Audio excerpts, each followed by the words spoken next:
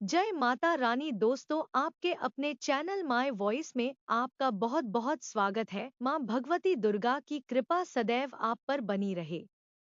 दोस्तों, आज मैं आपको पौष मास की एकादशी व्रत की कथा सुनाने जा रही हूँ। कहानी पसंद आए तो चैनल को सब्सक्राइब और लाइक करना नहीं भूले। चंपावती नगरी में एक महिष्मान नाम का राजा राज्य करता था। उसके 4 पुत्र थे। उन सब में लुम्पक नाम वाला बड़ा राजपुत्र महापापी था। वह पापी सदा परस्त्री और वेश्यागमन तथा दूसरे बुरे कामों में अपने पिता का धन नष्ट किया करता था।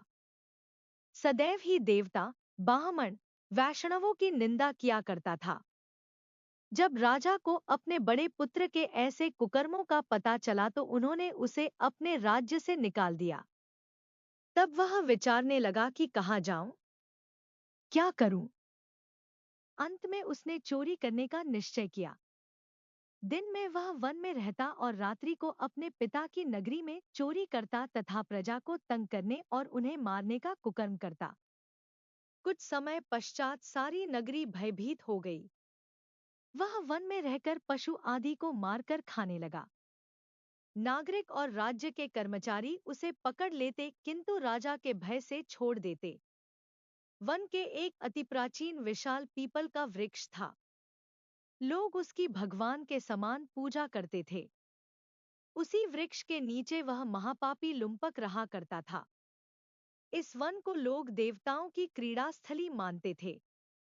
कुछ समय पश्चात पौष कृष्ण पक्ष की दशमी के दिन वह वस्त्रहीन होने के कारण शीत के चलते सारी रात्रि सो नहीं सका।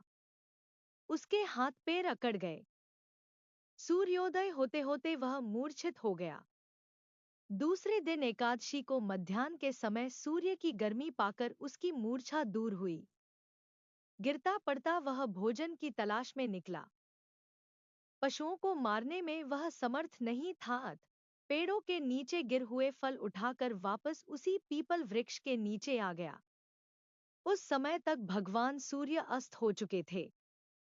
वृक्ष के नीचे फल रखकर कहने लगा, है भगवान, अब आपके ही अर्पण है ये फल, आप ही तृप्त हो जाइए। उस रात्रि को दुख के कारण रात्रि को भी नींद नहीं आई। उसके इस उपवास और जागरण से भगवान अत्यंत प्रसन्न हो गए और उसके सारे पाप नष्ट हो गए।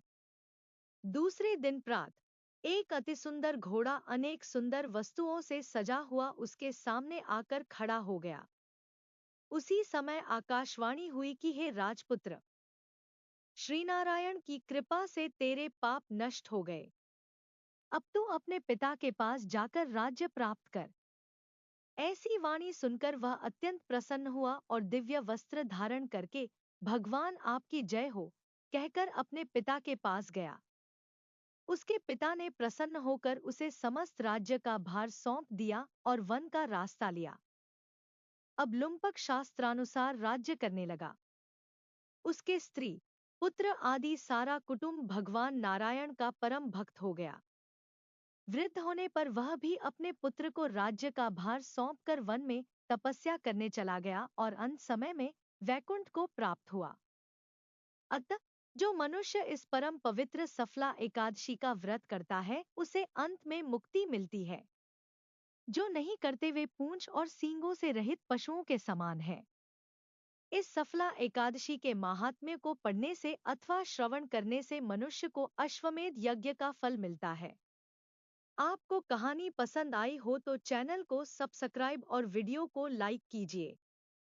राधे राधे।